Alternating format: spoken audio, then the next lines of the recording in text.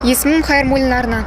2001 жылы Теректі аудандық лингвистикалық гимназиясы деп білім ордамыз ашылған болатын.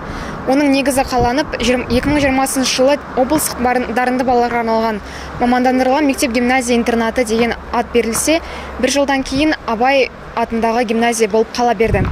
Абай туралы тарихшы және әдебиетші тұлғалардан сұхбат алып көрейік. Саламатсыз, Мақат Аяқболатұлы, сізге қояр сауалым. Абай қазақтың бас ақыны деген Ахмет Байтұрсынұлының сөзімен келісесіз бе? Қайырлы күн. Әрине, толықтай келісем. Оған олай айтуға толық негіз бар. Өйткені Абай ол қашанда Абай болып қалады, қай заманда да Абай болып қалады. Абай ол қазақтың маңдайына біткен дара тұлғасы деп ойлаймын. Жалпы Ахмет Байтұрсынұлы қазақты, Абайды неге қазақтың бас ақыны деді? Өйткені Абай ол бұрынғы заманда да, Абай өмір сүрген дәуірде де, немесе қазіргі жаңа буын ішінде де Абайды басып озатын ақын жоқ деп ойлаймын. Өйткені Абайдың жазған өлеңдерін ол бір оқығаннан түсініп аламын деу, ол өте үлкен қателік. Ол Абай жазған өлеңдерде дүйім қазақтың барша қуаныш, қайғысы, мұң-зары суреттелген. Және Абай жазған өлеңдерде мән-мағына толық беріліп жатыр. Және Абай ол қазақ поэзиясына жаңа бір леп алып келді десек те болады. Өйткені ол қазақ поэзиясына жаңа бір ұйқас, яғни шалыс ұйқас деген енгізген тұлға ретінде тарихта қалады. Жалпы Абайды Абай еткен кім, Абайды ақын еткен кім деген сұраққа осы жерде туады бізде.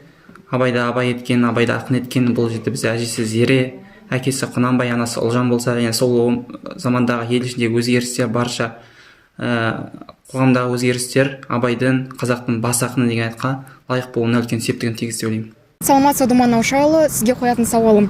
Абай Құнанбайұлының өмірінде қандай болған оқиғаларды білесіз? Рахмет.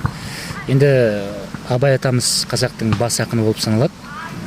1845 жылы осы Шыңғыстау баурайында дүниеге келген болатын. Шын есімі Ибрахим. Енді Абай деп оны өзінің әжесі Зере атап кетсе керек. Абай атамыз орта жүздің арғын тайпасының тобықты руынан шыққан болатын. Оны Мұхтар Әуезовтің шығармаларынан да білеміз. Ел билеу-ісіне ерте араласқан. 13 жасынан бастап енді әдебиеттен де жалпы қазақ жазба әдебиетінің негізін қалаушы ретінде танимыз Абай атамызды. Расында ғылым бар деп ескермедім деген жаңа өлеңдерінде өзі осы шығармаларға әдебиетке кеш келгендігін туралы айтқан болатын. Енді көптеген өлеңдерінде өзінің музыкасын жаза отырып, ол жаңа Көкбай деген лақап атпен танымал болған. 1904 жылы қаза тауып, жалпы артында 3 әйелі, 10 баласы қалған болатын. Жүрегімнің түбіне терең бойла, мен бір жұмбақ адаммын, мұнда ойла, соқтықпалы соқпақсыз жерде өстім, мұңмен жалғыз алыстым, кінә қойма. Абай өзінің бір алуан шығармаларын қара сөзбен жазған. Оның қара сөздері көркем шығарма түрінде емес, ақынның өзі көрген өмір сабақтары туралы ойларын, содан туындайтын даналық, философиялық түйіндерді жинақтаған публицистикалық үлгіде жазылған.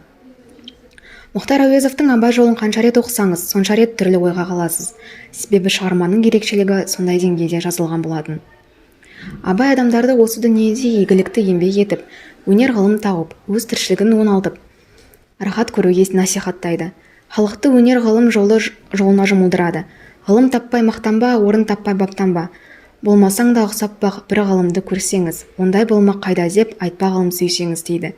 Дүние бір алып құрылыс. Оған әрбір адам өз үлесін қосу керек деп тұжырымдайды. Әсемпаз болма әрнеге, өнерпаз болсаң арқалаң. Сен де бір кірпіш дүниеге кетігін тап та барғалан дейді. Абай ақыл парасатты дәріптеп, ғылым мен ағарту идеяларын насихаттайды. Абайдың философиялық ой пікірінің әлеуметтік маңызы мен алға басарлық мәні міне осыда. Абай туралы жинақтаған видеоролигіміз осымен тамам болды. Назар аударып тыңдағандарыңызға рахмет. Қош сау болыңыздар.